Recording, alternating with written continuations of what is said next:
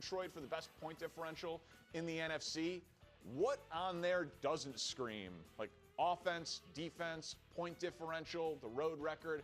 I just continue to be impressed, and I was dead wrong on Sam Darnold. This, I'm sure there will be some disagreement on. I give you the benefit of the doubt, Buffalo.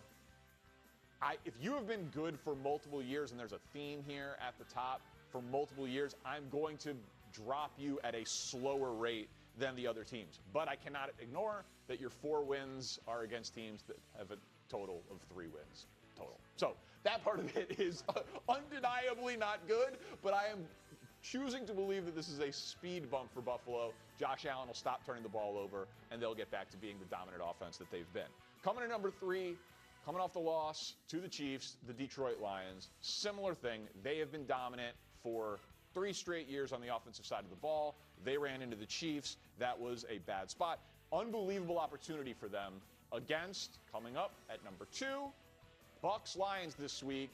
Cannot wait for the game. Tampa, I don't fully understand, honestly, how the offense is doing this. No Mike Evans, no Chris Godwin, no Bucky Irving. Emeka Egbuka gets hurt in the game, and it doesn't matter. That's how they're doing. Because the should-be favorite for MVP, the Baked Show, and narrative-wise, he absolutely would get it if it was voted on today. The guy is just unbelievable. All the one-score victories, all the respect in the world, and I cannot wait for Bucs-Lions. It's the marquee game of this week.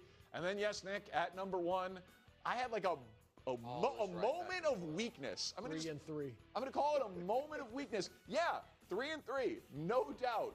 Who on this list? Tiers hasn't even come out yet. The Chiefs are number 1 in herd hierarchy and number 1 in Danny's top 10. Tiers might have them lower. I don't know. Listen, we'll see.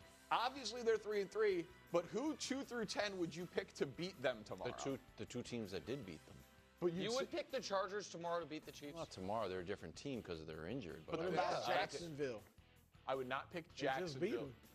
Wasn't that long ago? They would. They played, yes, but I tend to not overreact to one game in the NFL for a team that has the body of work of the Chiefs. After what? Oh, okay. I was going to say after what you just said about the Bears. Oh, yeah. Oh, no, Ben Johnson's arrived. A little bit. Ben Johnson. No, look, listen, it's a perfect top 10. I agree. Look, there's no one definitive team you would say is playing way better than anybody.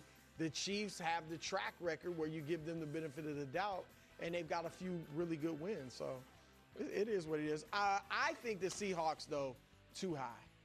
Oh. You said they played Tampa Bay close.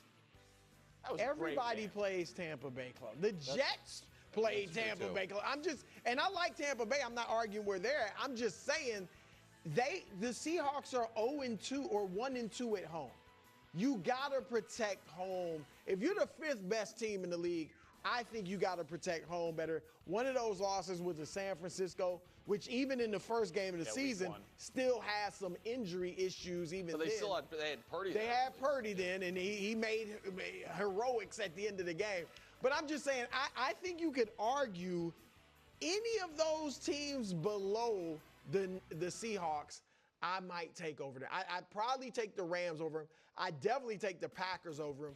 I get Philly with the bad vibes that they're having. Indy, I'm not totally sold on yet. I probably would take your Chargers over them, though. It's just like the Packers lose to Cleveland. That's worse than anything on Seattle's resume. Philly gets blown out by the Giants. Worse than Seattle. You lose week 1 to San Francisco by 4. You lose to Tampa by 3. They've been wildly consistent. All right. Danny, so it seems like, as you said, one of your themes is you are incorporating into this list track record. Teams that year in, year out show you who they are. Yeah. Why does that not apply to the Chargers? Because their track record is fraudulence. Their track record is that year in, year. Well, so hold on. So did Jacksonville, who's not on there, who should be in that 10 spot. Jacksonville beat the Chiefs just like the Chargers did. Jacksonville, in addition to beating the Chiefs, beat San Francisco and Houston, with their losses coming to Bengals with Joe Burrow, so that's different than the Bengals now, and Seattle have number 5. The Chargers beat Denver, who's not on your list, along with Miami and Vegas, who wouldn't be on your list if it was 25 teams deep, and their losses are to the Giants and to Washington. And again, it's like, well, I trust one quarterback more than the other. Should you? I don't know. They played each other in a playoff game. One guy melted down. The other guy, the fourth greatest playoff comeback in NFL history. In the year he finished 7th in MVP voting. Everybody knows this. Okay, so you say that. Do you actually trust Trevor Lawrence more than Justin Herbert? No, I don't. No. But it's not. That's It's why not. No. But he's not number 10. The team is. And it's this weird math we do about the Chargers. If they're the 10th best team, then I guess the expectation is they'll overcome the injuries. That there's no excuses. It's not the IR thing. Because I agree, a healthy Chargers team could have been really good. But I didn't think they were good this week against Miami. I thought that was an ugly, tough win. I don't think they're one of the 10 best teams in football. I don't think right now they're better than Jacksonville. Quentin Johnson will be back. Joe Alt will be back. Hampton will be back. Khalil Mack will be back. Like, they are figuring out ways to win when a huge percentage of your team is decimated. Makes me impressed with Also the Dolphins. It was the Dolphins. It's okay. Yeah, it's confusing. If the Bills aren't good, the Patriots aren't good. So I need the Bills to be good. I'm a little bit transitive property. But I'm worried that the Bills actually aren't good. So who is why? At that point, it becomes who is good in the AFC. No, but the only reason I'm worried about, like, the Bills scored 41, 30, 30, and 31 twice. Those were against the teams, Ravens, Jets, Miami, and Saints, with the 32nd, 28th, 29th, and 25th worst scoring defenses.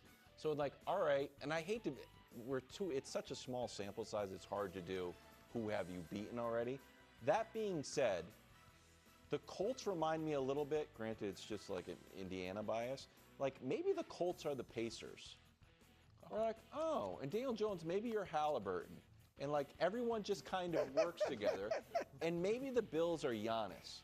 Like, Giannis, unbelievable. Write this down. Oh, with Josh Allen, but the rest of the team's not there. Yeah, but Daniel Jones, what Tyrese else? Halliburton, I'm not hearing that. But do you like Josh Allen as Giannis? Yes. Okay, then let's stick with that one.